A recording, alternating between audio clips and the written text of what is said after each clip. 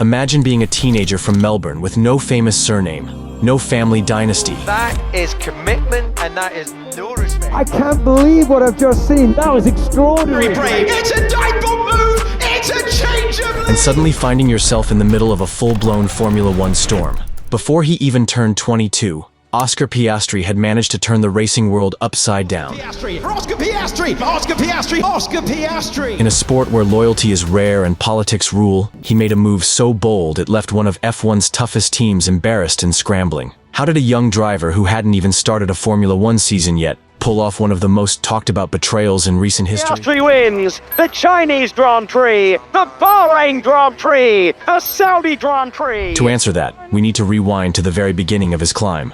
Because Oscar's story wasn't about privilege, it was about persistence, clever choices, and the nerve to say no when things didn't serve him. Oscar Piastri was born in Melbourne in 2001, far from the glamour of Monaco or the racing dynasties of Europe. He didn't come from an F1 family name, but cars were still in his blood. His father, Chris, was an automotive engineer who co-founded HP Tuners, and he doubled as Oscar's kart mechanic in his early years. That technical knowledge and hands-on upbringing meant that while Oscar lacked big sponsorships, he had something just as important, a foundation built on practical know-how and a knack for problem-solving. By 2016, the family made a bold move, leaving Australia to base themselves in Europe, the heart of motorsport. That same year, Oscar finished 6th in the CIKFIA World Karting Championship in Bahrain, showing he could hang with the best in Europe. He wasn't winning everything. He wasn't hailed as the next Hamilton, but the building blocks were there. Piastri's single-seater debut came in the UAE F4 Championship in 2016, where he scored 2 podiums. It wasn't spectacular, but it was enough to catch the eye of talent spotters. In 2017, he stepped into the British F4 Championship with Arden. That season, everything clicked. 6 wins, 6 poles. He showed consistency across a tough calendar. He finished 2nd overall and earned a reputation as a driver who could extract results under pressure. The next step was the Formula Renault Eurocup in 2018. Oscar finished 8th overall, with 3 podiums to his name. Respectable, but not earth-shattering. But in 2019, he exploded, taking 7 wins and 11 podiums to clinch the Eurocup championship. That's when people started to whisper, this kid might be the real deal. Around the same time, Piastri secured mentorship from Mark Webber, Australia's former F1 star. Webber, who knew the cutthroat politics of the Formula One world firsthand, became his manager, a move that would prove vital in the years ahead. In 2020, Hi, my name's Oscar Piastri. I'm from Australia and I'm racing for Prema in FIA F3. Piastri joined Prema in Formula 3. On his debut weekend in Austria, he won his very first race. Has won the title! The season wasn't smooth, and it was definitely a dogfight to the finish. But Oscar emerged champion by just 3 points.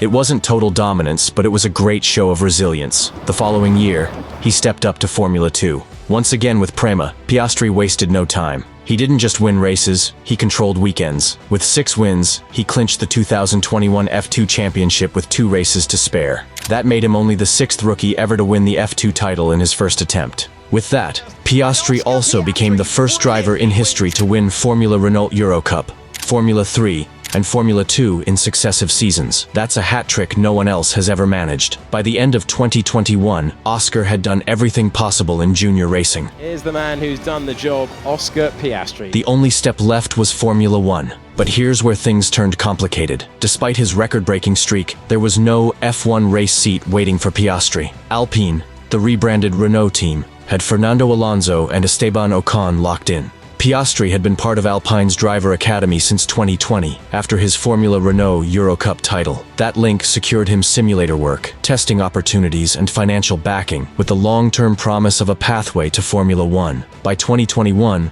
Alpine had firmly positioned him as their next big prospect, and for 2022, Alpine announced that Oscar would be their official reserve driver. On paper, that looked like a smart holding pattern. In reality, it was great for Alpine but risky for Piastri. So I'm here at my first F1 test, super excited. He was ready for F1, and sitting out meant losing momentum. Alpine floated the idea of loaning him to Williams for 2023 and 2024. But to Oscar and Mark Webber, that sounded like a career detour. 2 years at the back of the grid could kill his reputation before it even started. They wanted something better. Then came the twist no one saw coming. In the summer of 2022, Alpine's star driver Fernando Alonso shocked everyone by jumping to Aston Martin. That left Alpine scrambling. To them, the solution was obvious: to promote their reserve driver. On August 2nd, 2022, Alpine announced publicly that Oscar Piastri would be their race driver for 2023. But just hours later, Oscar dropped a bombshell on Twitter. "I understand that, without my agreement, Alpine have put out a press release late this afternoon that I am driving for them next year. This is wrong, and I have not signed a contract with Alpine for 2023. I will not be driving for Alpine next year." That single tweet turned the Formula One world upside down.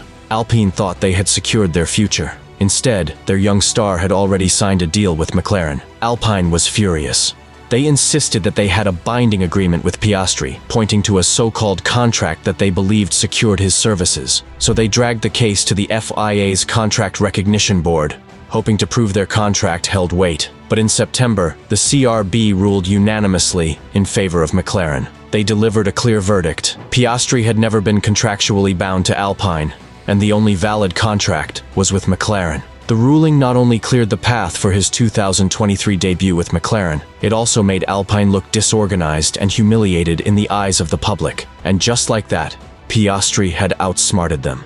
One of the most ruthless teams in F1 had been beaten at their own game. Of course, signing with McLaren was only half the battle. Now, Oscar had to prove he was worth it. His debut at the Bahrain Grand Prix was rough. Lost the gearbox. Copy. Keep trying to downshift. We think it's the steering wheel. So Oscar will box this lap and swap the steering wheel. We'll box this lap. Qualifying 18th and retiring with electrical issues. But as the season unfolded, he showed why McLaren fought so hard for him. In Japan, he qualified on the front row at Suzuka and converted it into his first podium finish in Formula One. Oscar Piastri finds himself on the front row in Formula One. He also scored a sprint race victory in Qatar, a huge statement for a rookie. Piastri wins the sprint to take McLaren to the top step once again. What a performance from the Australian driver. And by the end of 2023, he had secured 2 podiums, a sprint win, and finished 9th in the Drivers' Championship. McLaren rewarded him with a long-term contract extension. The message was clear. Piastri wasn't just a rookie, he was their future. Heading into 2024, expectations were sky high. McLaren started the season strong, and Oscar delivered with consistent points, 8th in Bahrain, then back-to-back 4th-place finishes in Saudi Arabia and Australia. But the real turning point came at the Hungarian Grand Prix. The race turned into high drama inside the McLaren garage. Lando has pitted to cover Hamilton to make sure he covers Hamilton. We'll manage that situation. Piastri led early, but a faster-charging Norris began closing in, sparking a tense series of radio calls. Fans listening in could hear the confusion. Should Norris, who had jumped ahead through an undercut, be told to stay in front, or should the team restore the order and let Piastri reclaim the lead? After heated exchanges and clear frustration over team orders, Norris eventually eased off. You're going to need Oscar, and you're going to need the team. Lando Norris is backing off. Piastri seized the moment and never looked back. A swap of positions. Oscar Piastri goes back through into the lead of a Grand Prix.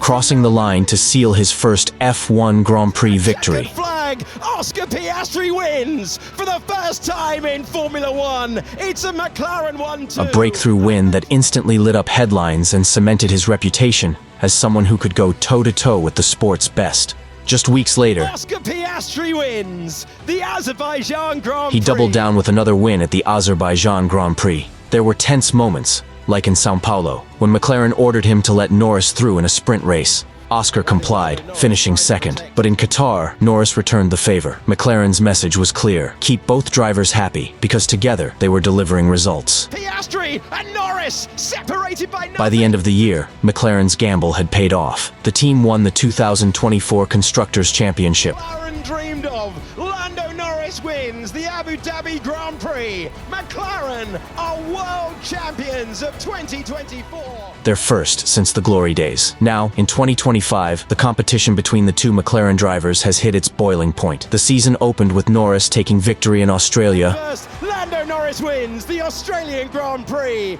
But Piastri quickly responded, winning in China, Bahrain, and Saudi Arabia, becoming the first Australian since Mark Webber to lead the F1 World Championship. In Miami, he added another win. Then in Spain, he took pole and converted it into victory. Who wins his 5th Grand Prix of the year? Piastri takes the Spanish Grand Prix. At Spa, he triumphed again. And in the Netherlands, he dominated with a grand slam. Pole, fastest lap, every lap led, and the win. Battle, Oscar Piastri wins the Dutch Grand Prix.